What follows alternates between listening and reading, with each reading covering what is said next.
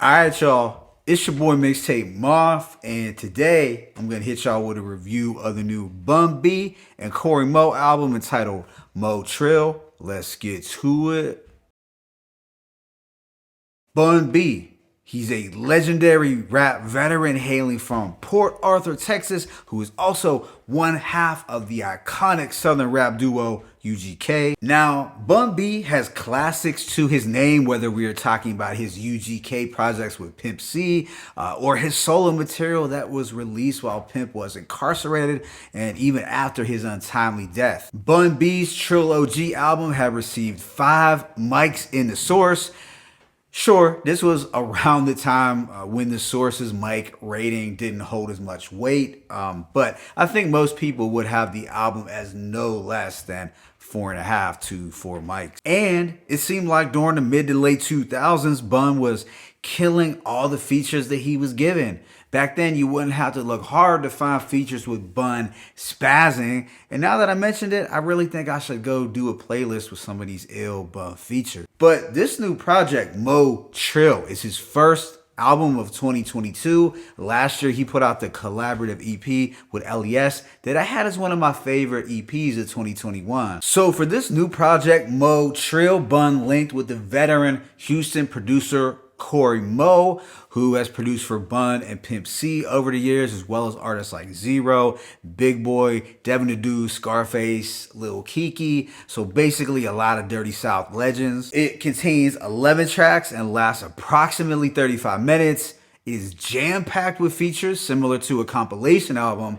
But with that being said, let me go ahead and just hit y'all with this track-by-track breakdown. This thing kicks off with Mo Trill. It's a posse cut featuring Jazzy Faye, Slim Thug, and Lil Kiki. Here we are getting a bright and twangy instrumental. Jazzy Faye opens with his signature, "Ladies and gentlemen, Fizzle," which instantly takes one back to the mid 2000s, but he comes through with a catchy and soulful hook that complements the beat. This is a feel-good track featuring some Trill OGs doing what they do best, which is gripping wood grain, swanging, and living that Trill lifestyle. All three provided solid verses, and I thought it was a strong and fun way to begin the project. Track 2, Hesitate, featuring David Banner, Talib Kweli, and Toby, has an up-tempo, jazzy instrumental that sonically reminds me of something from Bun's Trill Static EP from 2019. Toby supplies a striking hook, while Bun, Talib, and David Banner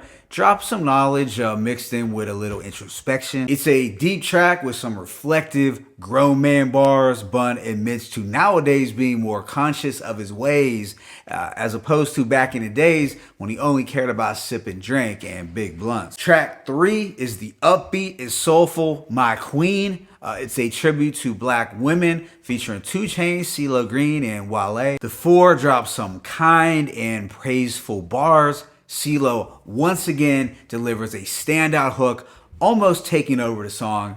In fact, he does, but it's not like 2 Chainz and Wale had bad verses. Then there is This World, which is basically a Black Lives Matter anthem. It was released last year as the first single, and it features Big Crit, Trey the Truth, and Raheem Devon. This has a slower piano organ instrumental and an impressive chorus from Raheem Devon that feels a bit Sam Cooke inspired. On this record, we get quite a bit of sharp social commentary. Bun and his guests address systemic racism and police brutality. It's high quality protest music set to a soulful backdrop co-produced by Zaytoven. Track 5 is the skit Queenie Keeping It Trill, which finds Queenie telling Bun she wants to hear some car music and those good old country rap tunes. Bun then responds with the following Feel Good featuring Devin the Dude. It contains a sunny and twangy guitar riff that just screams country rap tunes. This is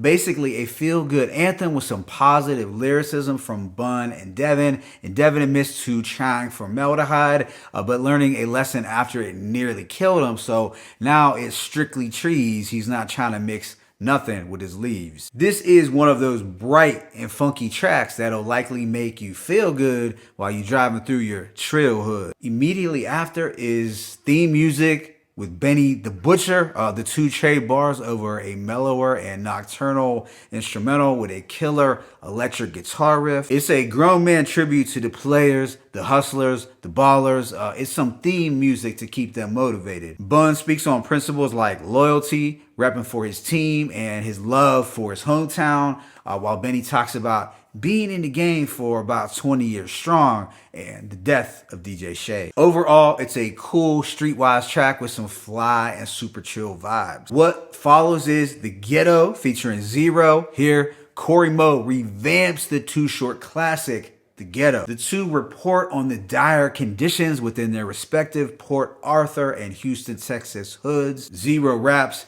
biggest gang round here is the HPDs, and most of the bad bitches got HPVs. Little homies barely know their ABCs, but they already murderers and drink babies.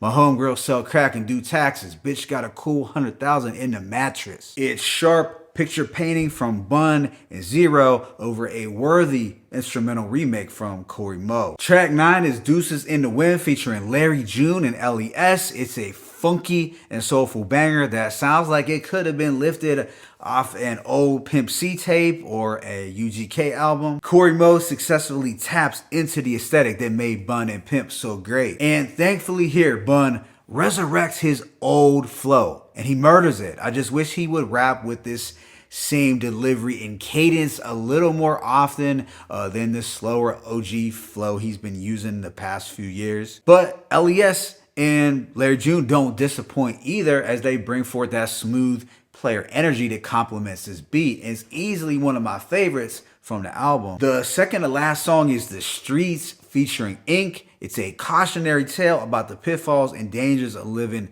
the street life. The production is a bit smoother with a somber quality, and we get an R&B hook from Ink. I could appreciate Bun's thoughtful streetwise commentary, as he didn't sugarcoat the truth or mislead the youth about the realities of the street life. Then the album wraps up with Pot of Gold. It's a bold and bright closing track with some powerful singing from Iana Crawley. The melody sounds like it might have been a sample, and I would say the production feels a bit gospel inspired too. But Bun closes things out with more motivational advice and OG talk. Overall, I give this album a rating of a strong 3.5 to 4 mics. I'd say it's Bun's most consistent project in a while.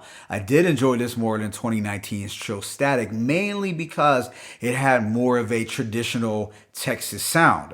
But I'd say it's on par with his return of the Trill album from 2018. Bun B and Cory Mo proved to have innate chemistry, as Cory Mo's sultry southern production fits Bun B's style like a glove. And this collaboration made a lot of sense, considering both have teamed up before and have a history in specializing in crafting these country rap tunes. The production, while still rooted in the traditional Dirty South aesthetic, had a bright, lively, and upbeat feel throughout, which was refreshing. Now, this will likely be a very slept on project, unfortunately, as I haven't seen many people talk about it on social media, but it was a strong release that Bun B and Pimp C fans should definitely check out. It's always motivating to see veteran rappers releasing consistent projects at this stage in their respective careers, especially when they could rest on their laurels with their feet kicked up. But no, Bun B decides to keep it even more Trill, as an underground king should. My favorite tracks include Mo Trill, Feel Good, Theme Song, The Ghetto, and Deuces in the Wind. Let me know what you thought about this album in the comment section below. It's your boy Mixtape Moth. I'm signing out, but be sure to hit that like button and please subscribe. As always, it's peace and blessings. Bun B, Cory Mo, Mo Trill, 1.